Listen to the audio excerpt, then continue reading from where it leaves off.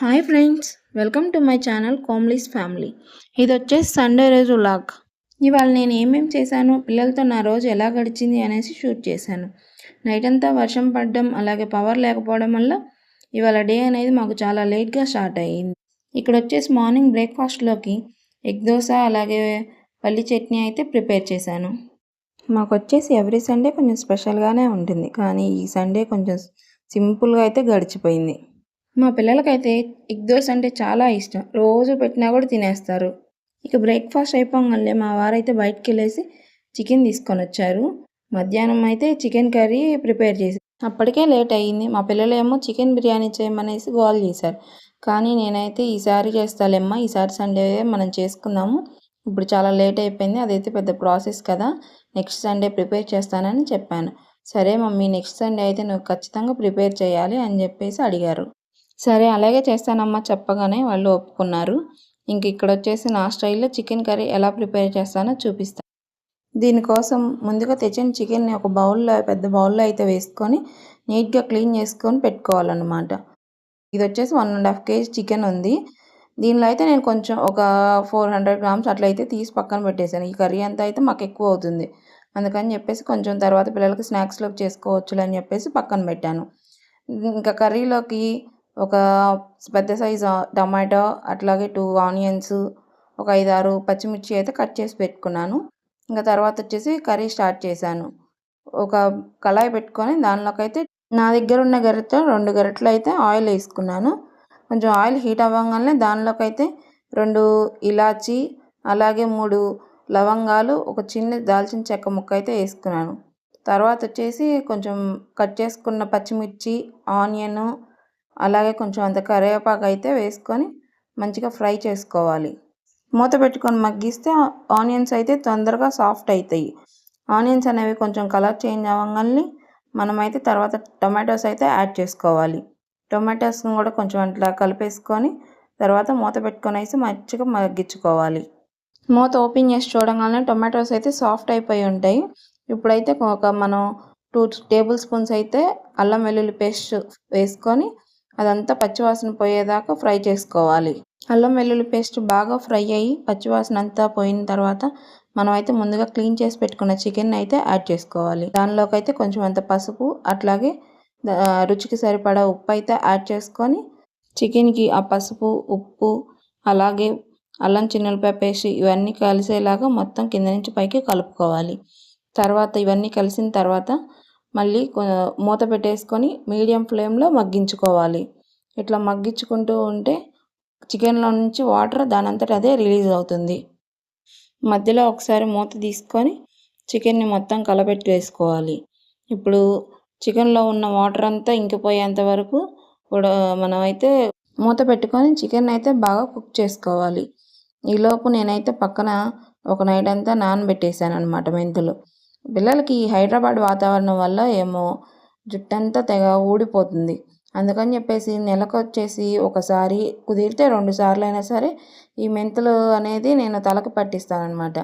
దీనికోసం నేను పెట్టిన మెంతులను అయితే నేను ఒక జార్లోకి తీసుకున్నాను.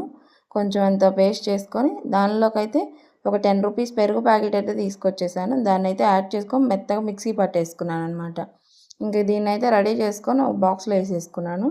ఇంకా మా అమ్మకి ఇచ్చేస్తే మా అమ్మ చక్కగా పిల్లలిద్దరికైతే తలకు పట్టించేసింది. మా పెద్ద బాబుకి హెయిర్ అయితే ఇప్పుడున్న దానికన్నా చాలా లాంగ్ ఉండేవి అనమాట. మా బాబు పుట్టినాకైతే బాయ్ కటింగ్ చేయించుకుంది, అందువల్ల కొంచెం షార్ట్గా ఉన్నాయి. మా బాబు పుట్టి 2 years అవుతుంది. ఈ 2 yearsలోనే అంత హెయిర్ అయితే పెరిగిందనమాట. వీళ్ళ కోసం అని చెప్పేసి నేను ఇంట్లోనే ఆయిల్ కూడా ప్రిపేర్ చేస్తున్నాను, లేకుంటే ఈ హైదరాబాద్ వాతావరణానికి జుట్టు అయితే తెగ ఊడిపోతున్నాయి. ఈలోపు మా తమ్ముడైతే నాకు కూడా పెట్టమని వచ్చేసి మా అమ్మ చేత పెట్టించుకుంటున్నాడు.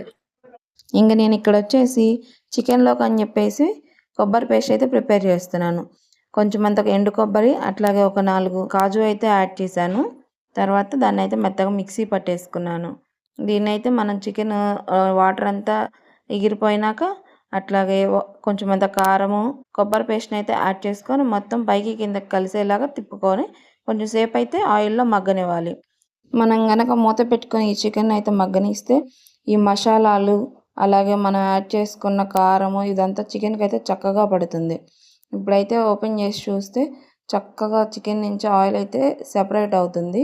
ఈ టైంలో మనమైతే కావాల్సినంత వాటర్ అయితే యాడ్ చేసుకోవాలి. మన గ్రేవీ కన్సిస్టెన్సీని బట్టి మనం వాటర్ అయితే యాడ్ చేసుకోవాలి.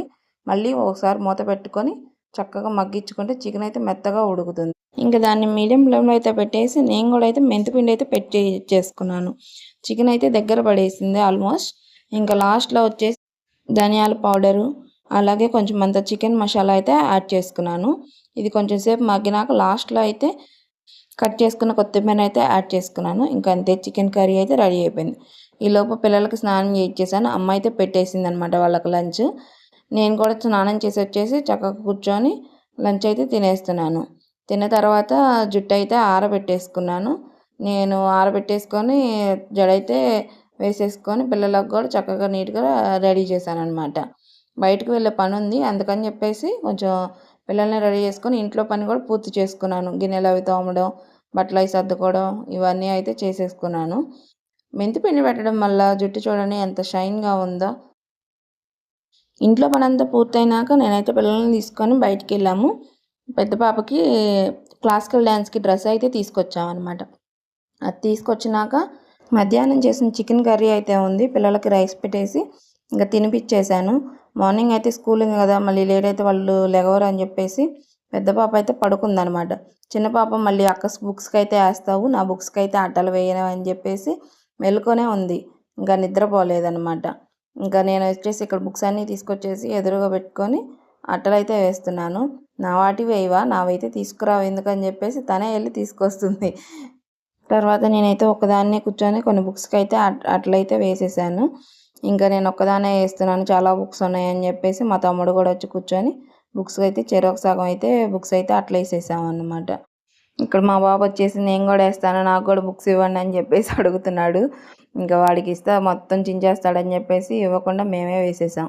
బుక్స్ అన్నిటికి కవర్లు వేసేసి ఎవరి బ్యాగ్లో అయితే వాళ్ళకైతే బుక్స్ పెట్టేశాను. మార్నింగ్ అయితే తీసుకెళ్తారు ఎవరి వాళ్ళు చక్కగా అని చెప్పేసి ఎవరి వాళ్ళకే పెట్టేశాను. ఇంకా తర్వాత అయితే చూడండి ఎంత చెత్త అయితే చేరుకుందో. ఇదంతా ఊడ్చేసి నీట్గా క్లీన్ చేసేసి నేనైతే తీసేసాను. ఇదంతా అయిపోయేసరికి 11:30 అయితే అయిందనమాట. వీడియో నచ్చితే లైక్ చేసి సబ్స్క్రైబ్ చేసుకోండి.